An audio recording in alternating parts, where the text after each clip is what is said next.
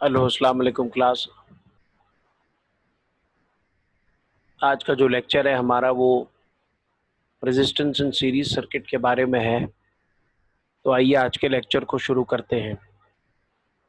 Scheme of lecture आपके सामने नज़र आ रही है। सबसे पहले मैं आपको आज के टॉपिक का इंट्रोडक्शन दूंगा, फिर हम सीरीज सर्किट को समझने की कोशिश करेंगे, उसके करेक्टरिस्टिक्स देखेंगे, सीरीज सर्किट के अंदर रेजिस्टेंस के फार्मूले देखेंगे, और जो वोल्टेज डिवाइडर सर्किट होता है वो इसको क्यों कहते हैं। एट दी एंड में लेक्चर्स को आपके लिए समराइज करूंगा और आपको असाइनमेंट दूंगा। तो आइए आज का लेक्चर शुरू करते हैं। बिस्मिल्लाहिर्रहमानिर्रहीम। Resistors are said to be connected in series when they are daisy chained together in a single line। Resistors जो हैं उनको हम कहते हैं कि वो सीरीज में लगे हुए हैं, जब वो एक के बाद एक, इसको कहते हैं डेजी चेन। मीन्स के एक के बाद एक जो है वो आपस में एक कनेक्ट होते हैं, उसको कहते हैं डेजी चेन। तो वो आपस में जब कनेक्ट होते हैं एक के साथ एक, एक के बाद एक, इसको कहा जाता है। और इस तरह से कनेक्ट हो कि उनके अंदर करंट के फ्लो का खाली एक ही पाथ हो, तो ये कहलाते हैं जी series resistor. Since all the current flowing through the first resistor has no other way to go, it must also pass through the second resistor and the third resistor, so on। Current जो है उसके flow के लिए जो negative से निकलता है और पॉजिटिव की तरफ जाता है, इलेक्ट्रॉन करंट और कन्वेंशनल करंट, हमने पढ़ा था कि पॉजिटिव टू नेगेटिव जाता है। यहाँ पे आपको कन्वेंशनल करंट दिखाया हुआ। तो जो करंट का जो फ्लो है इस सर्किट में, सीरीज सर्किट में, उसका जो पाथ होता है, करंट जो है वो किसी और रास्ते से नहीं जा सकता। तो करंट जो है वो इसी सर्किट में से फ्लो करता है, और इसी वजह से इस पूरे सर्किट में सेम करंट फ्लो करता है, उसकी एक सेम वैल्यू होती है, कॉमन करंट उसको कहते हैं। Then resistors in series have a common current flowing through them. जो रेजिस्टर्स होते हैं उनमें से सेम करंट, कॉमन करंट, एक ही वैल्यू का करंट फ्लो कर रहा होता है। As the current that flows through one resistor, जो एक रजिस्टर से गुजर रहा है वो सारों में से गुजर रहा है, must also flow through the others as it can only take one path. उनका एक ही रास्ता ले सकता है। सीरीज सर्किट की डेफिनेशन ही ये है कि वो सर्किट जिसके अंदर करंट के फ्लो के लिए एक ही रास्ता हो, खाली ओनली वन पाथ, वो सीरीज सर्किट कहलाता है। तो सीरीज सर्किट के अंदर जो है करंट के फ्लो के लिए एक ही रास्ता होता है, और वो जब सारों में से गुजरता है तो फिर वो एक कॉमन करंट होता है, एक ही वैल्यू होती है उसकी, जो तमाम तर रेजिस्टेंसेस के अंदर से पास हो रहा होता है। सीरीज सर्किट क्या होता है जी? Series circuit, a series circuit is defined as a circuit that contains only one path for current flow. Series circuit वो सर्किट होता है जिसमें करंट के फ्लो के लिए वन पाथ होता है। ये देखें आप, ये तीन रेजिस्टेंसेस हैं जो सीरीज में लगी हुई हैं, और इस तरह से लगी है कि करंट के फ्लो के लिए सर्किट में एक पाथ है। तो ये जो सर्किट है सीरीज सर्किट कहलाएगा। सही है, ये डेजी चेन है, एक के बाद एक ये कनेक्टेड है, ये सीरीज सर्किट कहलाती है जी। Characteristics of series circuit. आइए सीरीज सर्किट के करेक्टरिस्टिक्स को देखते हैं। The same current flows through each part of a series circuit. Series circuit में सेम करंट फ्लो करता है पूरे जितने भी कंपोनेंट्स हैं उसके अंदर से। ये देखें आप, ये एक सर्किट की आपको एग्जांपल, ये आपको सबसे पहले तो इक्वेशन दी हुई है, और इक्वेशन में क्या कह रहा है, आई वन, यानी कि जो आई वन करंट है वो बराबर है आई टू के, बराबर है आई थ्री के, एंड सो ऑन। यानी सारे करंट जो होते हैं वो इक्वल होते हैं, एक ही करंट उसमें से फ्लो करता है सीरीज सर्किट के अंदर। तो ये देखें, आप देख रहे हैं कि यहाँ पे 1 एम्पेयर का करंट है और पूरे सर्किट में वो 1 एम्पेयर ही फ्लो कर रहा है। तो ये सीरीज सर्किट की निशानी है कि सीरीज सर्किट में सेम करंट फ्लो करता है, एक कॉमन करंट फ्लो करता है। रेजिस्टेंस सीरीज सर्किट की निकालना बड़ा इजी है। आप तमाम तर रेजिस्टेंसेस की जो वैल्यूज हैं उनको ऐड कर दें तो आपके पास टोटल रेजिस्टेंस या इक्विवेलेंट रेजिस्टेंस सर्किट की निकल आती है। ये देखें, ये आपको एक डायग्राम भी दिखाई है कि तीन रेजिस्टर्स हैं और एक ओम मीटर है जिसके थ्रू उस सीरीज में उनकी रेजिस्टेंस को मेजर किया जा रहा है। तो क्या कहता है जी, the total resistance of a series circuit is equal to sum of the individual resistances. यानी ये जो रेजिस्टेंसेस लगी हुई हैं यहाँ पर सर्किट में देख रहे हैं, R1, R2, R3, इन तीनों रेजिस्टेंसेस की जो वैल्यू है इंडिविजुअल रेजिस्टेंसेस की, मिसाल के तौर पे एक 10 ओम है और एक जो है वो 20 ओम है और एक जो है वो 30 ओम है, तो उस टोटल जो है वो 60 ओम बन जाएगी, क्योंकि वो जस्ट आपने सम करना है, ऐड करना है सीरीज में, तो आपको टोटल रेजिस्टेंस या इक्विवेलेंट रेजिस्टेंस सर्किट की मिल जाती है। नेक्स्ट कैरेक्टरिस्टिक्स देखते हैं। The voltage the total voltage across a series circuit is equal to the sum of the individual voltage drops.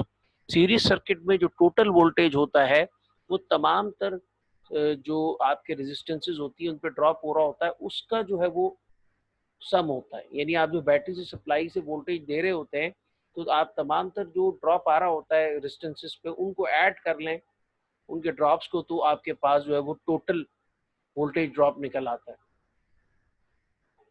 The voltage drop across a resistor in a series circuit is proportional to the ohmic value of the resistor. जो voltage drop होता है resistor के ऊपर series circuit के अंदर वो proportional होता है ohmic value of the resistance के, क्योंकि इसलिए यानी ये कह रहा है कि जो V होता है वो डायरेक्टली प्रोपोर्शनल होता है R के।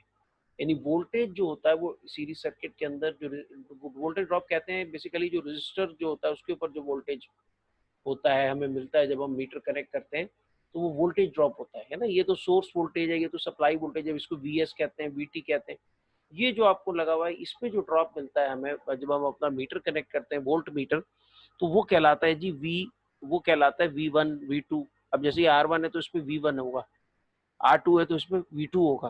तो ये जो वोल्टेज होता है ये कहलाता है जी, इसको क्या कहते हैं जी, इसको कहते हैं वोल्टेज ड्रॉप।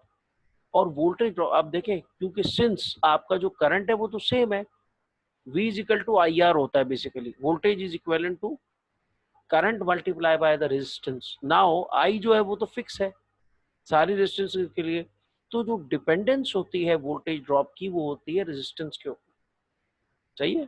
तो वो कह रहा है कि जो voltage drop across a resistor is a series circuit is proportional to the ohmic value of the resistance. यानी वोल्टेज ड्रॉप जो हो रहा है एक रेजिस्टर के ऊपर वो बेसिकली सी जो है वो वोल्टेज ड्रॉप जो होता है वो बेसिकली जो है वो डायरेक्टली प्रोपोर्शनल होता है रेजिस्टेंस की वैल्यू के। सही है। तो ये कहलाता है जी सीरीज सर्किट।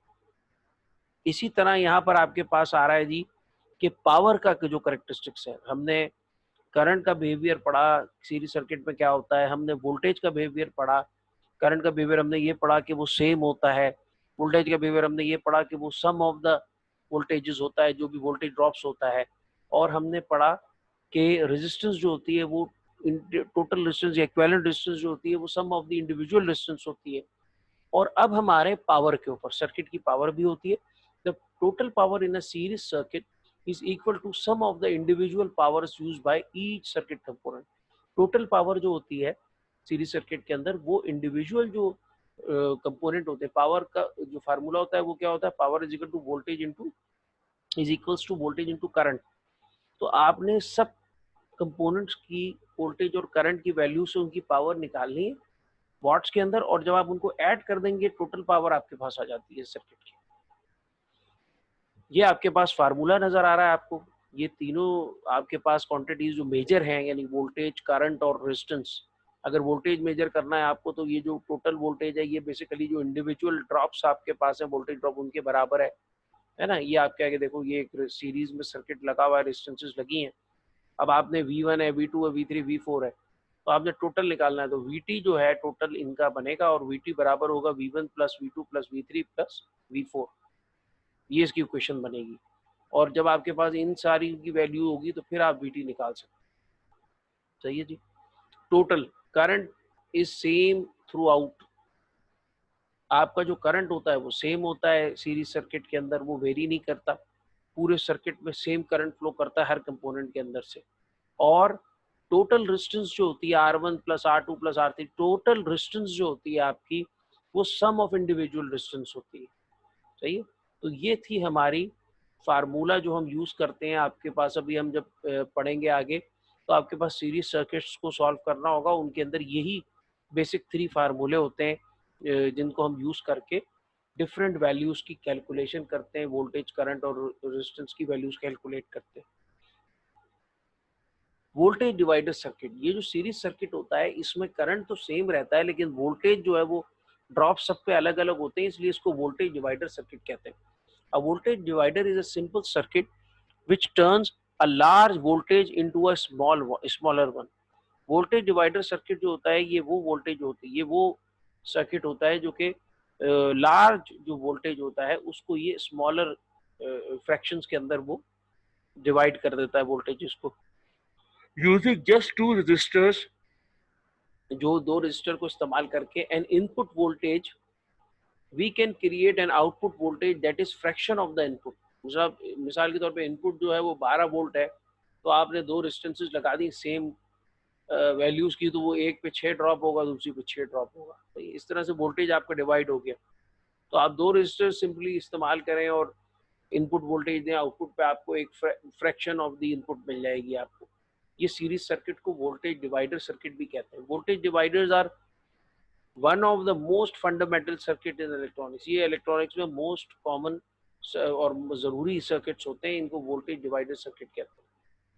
समरी आज के लेक्चर की, a series circuit has one path for the flow of electricity to travel through. Series circuits वो होते हैं जिनके अंदर करंट के फ्लो के लिए एक ही पाथ होता है। The total resistance in a series circuit is the sum of the individual resistances. RT जो होती है वो बराबर होती है R1 plus R2 plus R3।